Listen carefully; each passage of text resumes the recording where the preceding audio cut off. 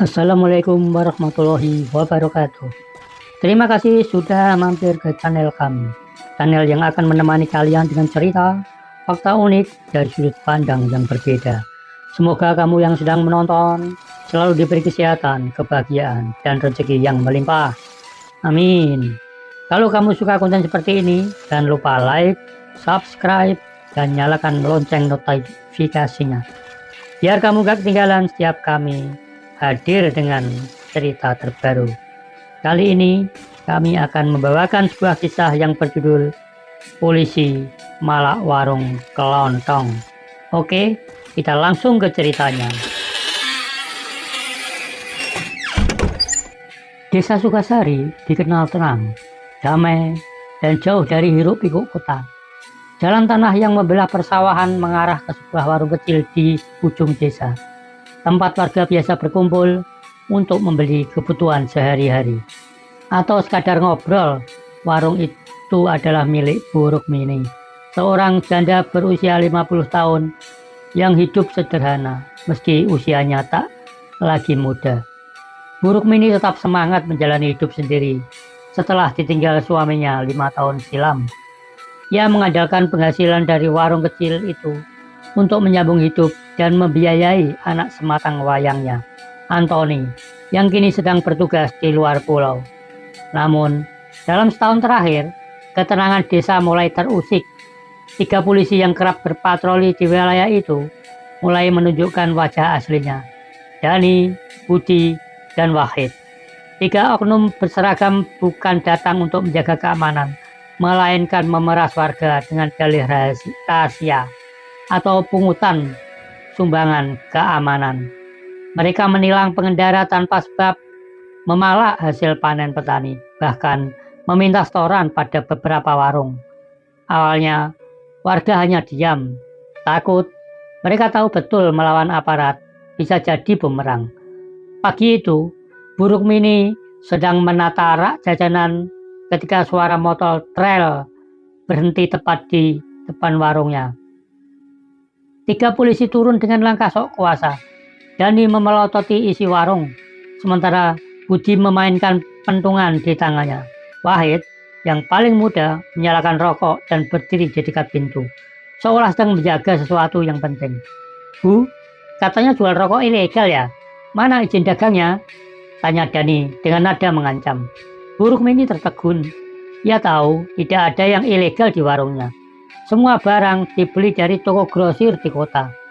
Saya nggak jual yang aneh-aneh, Pak.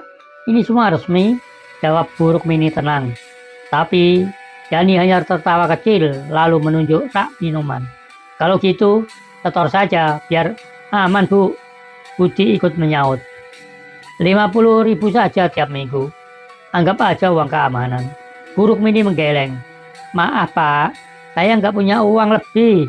Ini saja untuk beli beras, katanya sambil menunjuk dompet yang hanya berisi lembaran 5 ribuan. Dani tak suka ditolak. Dengan kasar ia mendorong rak jajanan, membuat beberapa bungkus mie dan jajanan jatuh berserakan. Nggak bisa jajak kerjasama ya, katanya tajam. Warga yang lewat hanya bisa menunduk, tak ada yang berani campur tangan. Ancaman dari ketiga oknum itu sudah jadi rahasia umum. Bahkan kepala desa pun pernah mendapat teguran hanya karena mencoba menegur mereka secara halus. Bu Rukmini memunguti dagangannya sambil menahan gemetar. Tangannya bergetar bukan karena takut, tapi karena amarah dan sedih bercampur. Ia menatap 3 polisi itu dengan mata yang penuh, yang mulai basah, tapi tetap tak berkata apapun. Dani hanya meludah ke tanah dan berlalu bersama 2 rekannya. Di kejauhan, sebuah angkot berhenti di tepi jalan desa. Seorang pria berambut cepat turun dengan tas ransel besar di punggungnya. Ia memandangi sekeliling, menghirup udara segar yang sudah lama ia rindukan. Antoni, anak semata wayang Bu Rukmini, baru saja pulang dari penugasan panjang. Ia tidak memberi kabar sebelumnya, ingin memberi kejutan pada ibunya. Tapi ia tak tahu bahwa yang menantinya bukan sekedar pelukan ibu, melainkan ketidakadilan yang mulai menjalar di desa tempat ia dibesarkan.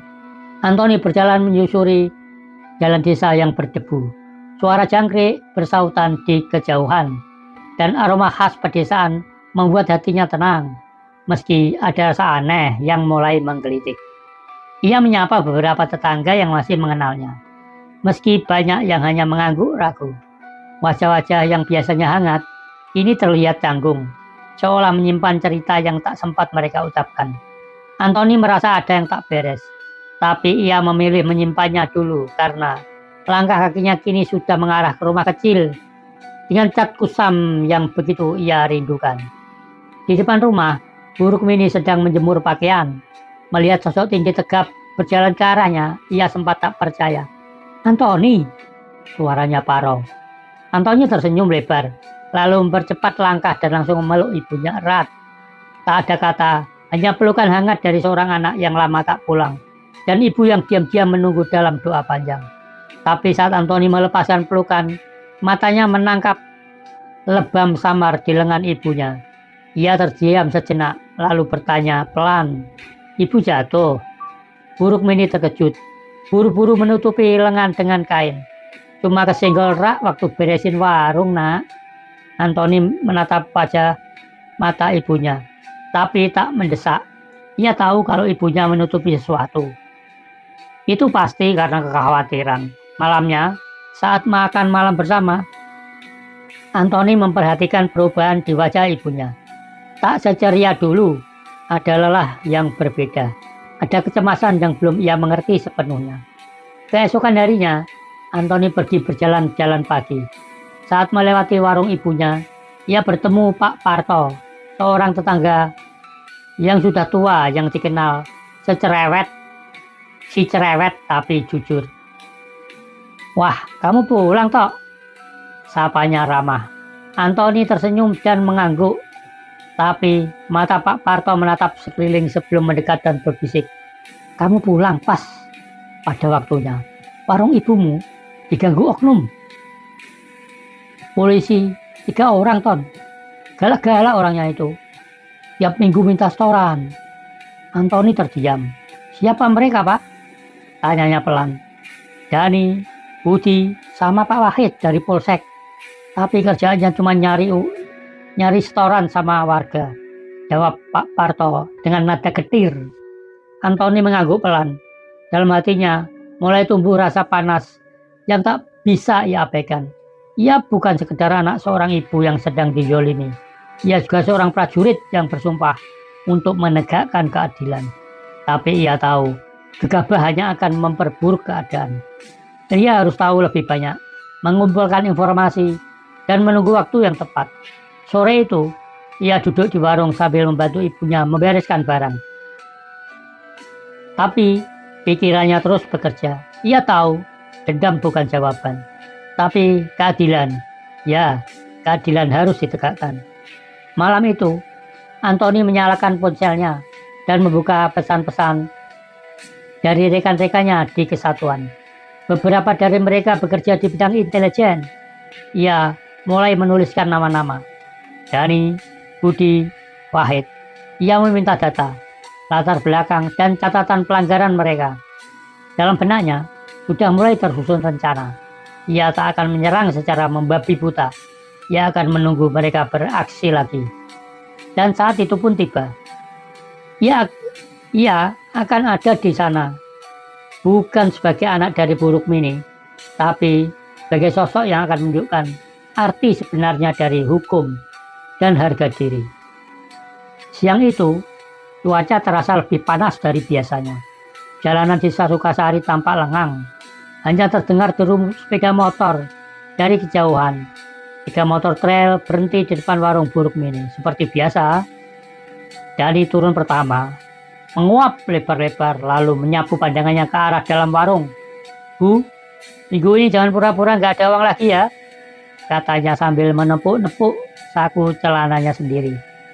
Budi hanya tertawa kecil, sedangkan Wahid sibuk memeriksa barang dagangan dengan ekspresi sok tahu. Buruk mini berdiri di belakang meja kasir kecil, menunduk tanpa banyak bicara. Tanpa disangka, Anthony yang sejak pagi pura-pura pergi ke sawah, muncul dari balik warung dengan pakaian lusuh. Ia membawa 2 karung beras yang sengaja ia angkat sendiri. seolah-olah hanya warga biasa. Dani memperhatikan pemuda itu dengan pandangan meremehkan. Lu siapa? Karyawan baru ya? Tanyanya sambil mencibir. Anthony menoleh pelan, menatap Dani lurus tanpa ekspresi.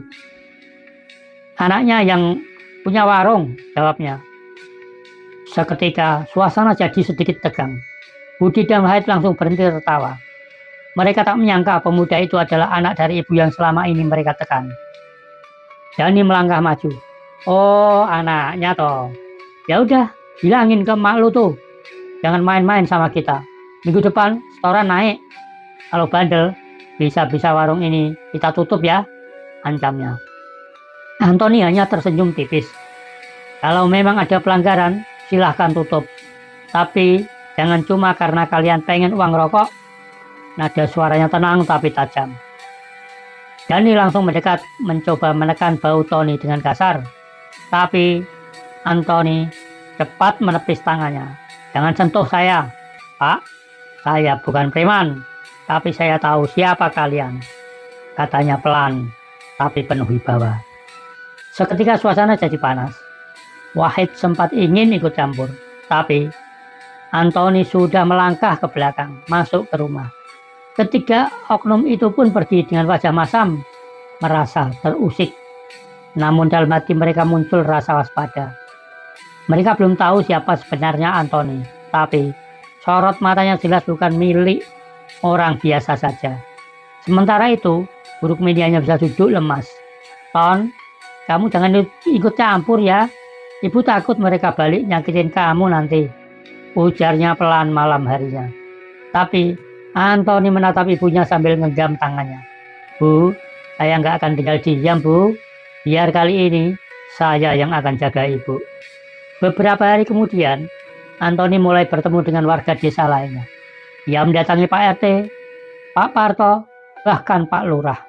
Perlahan ia menggali informasi dan mendengarkan cerita warga yang selama ini bungkam. Semua bercerita hal yang sama, rahasia fiktif, pungutan tak resmi, bahkan ancaman kepada anak-anak muda yang berani bertanya. Anthony mencatat semuanya, merekam diam-diam beberapa kesaksian. Ia tahu jika ingin membawa kasus ini ke atas, ia harus punya bukti. Bukan hanya amarah, ia mulai menyusun laporan, tapi bukan ke Polsek. Ia mengirim laporan itu langsung ke Polda, menyertakan data pribadi, pangkat dan kesatuannya di Kopassus. Di kesatuannya, laporan itu tak dianggap enteng. Seorang anggota TNI aktif melaporkan oknum polisi desa dengan bukti dan investigasi pribadi. Komandan Anthony sendiri menghubunginya, memintanya berhati-hati dan bersiap jika sewaktu-waktu dibutuhkan untuk bersaksi. Anthony hanya menjawab singkat, "Saya siap, Komandan, tapi izinkan saya menyelesaikan satu urusan terakhir di desa." Malam itu, Anthony berdiri di depan kaca, menatap bayangannya sendiri. Ia tahu pertarungan belum selesai dan bahkan belum dimulai. Esok harinya, permainan baru akan dimulai. Pagi itu, suasana desa Sukasari terasa berbeda. Beberapa warga diam-diam mulai berani berbisik tentang Anthony. Katanya anak buruk mini itu tentara ya. Dari Kopassus, suara-suara lirih mulai menyebar, seperti angin yang membawa kabar ke segala penjuru. Pak RT bahkan sempat mendatangi warung, menawarkan bantuan dan perlindungan, hal yang dulu tidak pernah ia lakukan. Buruk mini hanya tersenyum lemah, tak banyak bicara. Sementara Anthony tetap membantu di warung seperti biasa, seolah tak terjadi apa-apa. Tapi di balik tenangnya wajah itu, ia sedang menunggu waktu yang tepat. Dani, Budi, dan Wahid yang biasanya begitu pongah, kini mulai resah. Mereka mulai mencari tahu tentang Anthony. Suatu malam, Dani menghubungi seseorang dari Polres. "Bos, kita kayaknya dilirik nih. Anak warung itu bukan orang sembarangan. Jangan-jangan dia sudah lapor," katanya penuh waspada. Tapi orang di ujung sana hanya menanggapi dingin. "Kalau udah bikin kesalahan, tanggung sendiri." Dani makin gusar. Mereka mulai menyadari bahwa permainan yang mereka lakukan selama ini sudah terlalu jauh. Dan mungkin sebentar lagi semuanya akan dibayar lunas. Pada hari Jumat siang, saat warung ramai oleh pembeli, ketiganya datang lagi. Tapi kali ini tak datang dengan ancaman, melainkan senyum palsu. Dani menyapa Bu Rukmini dengan nada manis yang memuakan. Maaf ya Bu, kemarin kami agak keras. Cuma prosedur saja, ujarnya. Antoni yang berada di balik rak mendengar semuanya. Dia keluar perlahan, menatap mereka dengan tenang. Kalau prosedur, saya mau tahu. SOP mana yang menyuruh kalian minta uang tiap minggu? Tanyanya. Seketika wajah Dani memerah. Kamu mulai lancang ya, bentaknya. Tapi sebelum bergerak, Antoni mengangkat tangan memperlihatkan ponselnya.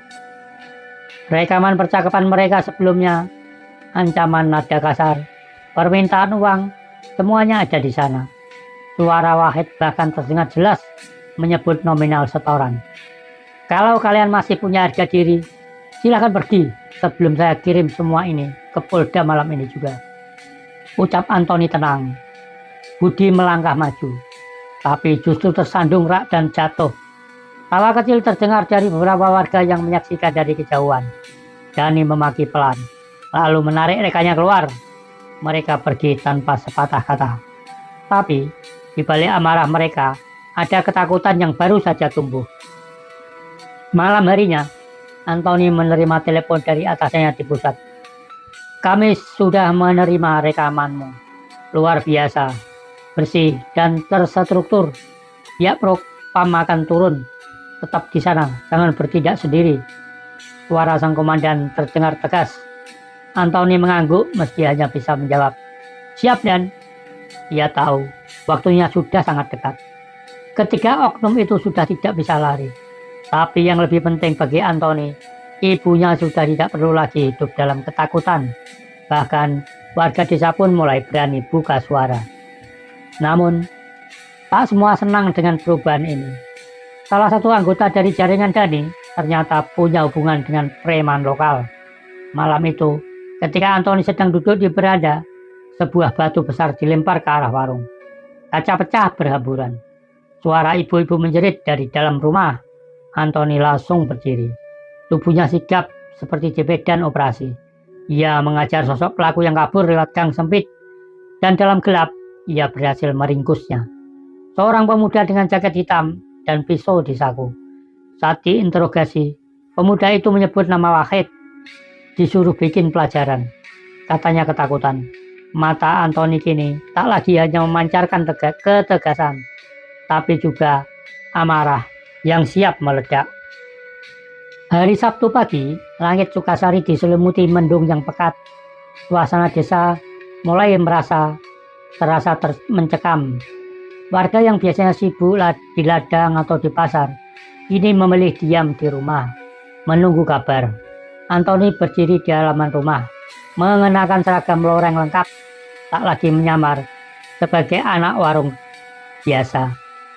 Kini ia tampil sebagai anggota Kopassus yang siap menunjukkan wajah aslinya.